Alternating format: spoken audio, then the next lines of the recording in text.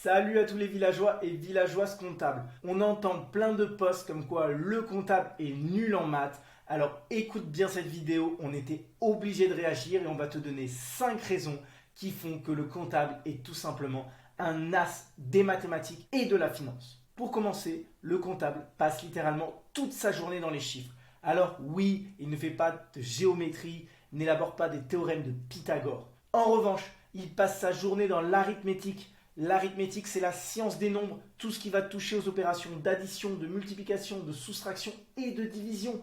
Autant te dire que si tu n'es pas à l'aise avec ces 4 opérations, tu peux passer son chemin ou alors tu as plutôt intérêt à te trimballer avec une calculatrice. Pour les anciens, une montre calculette et pour la nouvelle génération, une Apple Watch avec la calculette à l'intérieur. Raison numéro 2, jette un coup d'œil au cursus du comptable, tu vas halluciner. Du BTS au DCG, DSCG jusqu'au DEC, au Bac+8, tu étudies les chiffres, tu fais des mathématiques et ça devient de plus en plus complexe. C'est même abusé à la fin. Personnellement, j'ai un master d'ingénierie financière et je peux t'assurer que l'UE2 du DSCG est exactement au même niveau, voire un cran au-dessus. Et pour cause du DCG jusqu'au DSCG, tu vas passer par toutes les opérations de l'ingénierie financière. Et oui, tu vas apprendre à calculer la vanne, la valeur actuelle nette, en actualisant des flux futurs. On va aussi te demander de calculer des obligations, coupons plein, au pied du coupon, coupons couru, leur maturité, leur duration, leur sensibilité et j'en passe encore. Et on va également te demander d'étudier tout ce qui est opération, offre publique d'achat, offre publique de retrait, offre publique d'échange, OPRA et j'en passe des nombreuses. Tu vas littéralement pleurer devant le programme d'ingénierie financière qui se trouve à l'intérieur du cursus de l'expertise comptable. Alors par pitié, ne venez pas me dire que le comptable est nul en maths et en finance alors qu'on lui demande tout simplement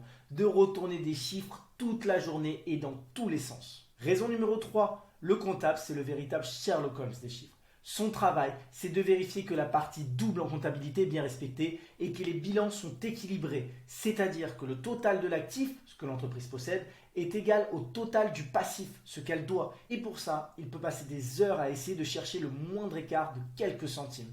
Et je ne te parle même pas de l'état de rapprochement bancaire. Ceux qui les ont étudiés savent ce que c'est. Tu passes des heures à essayer de rapprocher des chiffres et crois-moi, tu as plutôt intérêt à être bon en addition et en soustraction. Raison numéro 4, est-ce que tu as déjà entendu parler de la comptabilité analytique et du contrôle de gestion? Ce sont des dérivés de la comptabilité avec des opérations extrêmement complexes. Non mais franchement, il y a des opérations, je te les explique à l'intérieur, tu t'endors debout littéralement. D'ailleurs, je ne suis même pas sûr de réussir à toutes te les expliquer tellement que les techniques élaborées par les comptables sont complexes. La méthode des coûts cibles, la méthode ABC, la méthode ABM, tout ça pour calculer des résultats et pour aider le chef d'entreprise à y voir plus clair dans sa comptabilité et dans la rentabilité des produits qu'il vend. Le comptable est tout simplement indispensable et s'il ne sait pas compter, crois-moi, ces méthodes-là, il ne peut tout simplement pas les appliquer. Raison numéro 5, dis-moi, qui est-ce que tu vas voir si tu veux évaluer ta société et la vendre? Et oui, non seulement le comptable est un as des mathématiques, mais en plus, c'est tout simplement un monstre de la finance. Il est capable d'évaluer ta structure à partir du bilan comptable, à partir de méthodes statiques telles que l'ANCC, actif net comptable corrigé, ou encore la méthode des comparables en rapprochant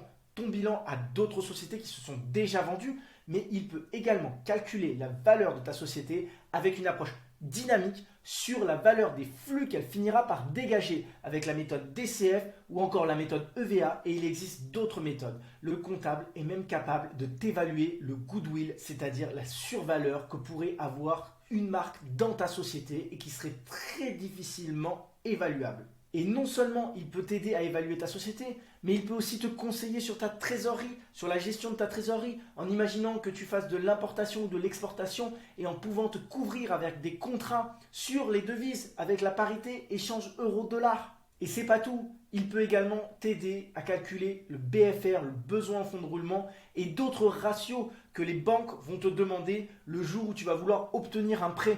Et dernière chose, t'es-tu déjà arrêté une fois sur l'étymologie du mot comptable? Comptable en latin, ça veut dire compter. Je pense que je ne peux pas te dire mieux pour te convaincre que le comptable sait compter et qu'il est fort en maths et en finance. Alors oui, de nos jours, on peut toujours être comptable. en utilisant des logiciels qui vont calculer pour nous.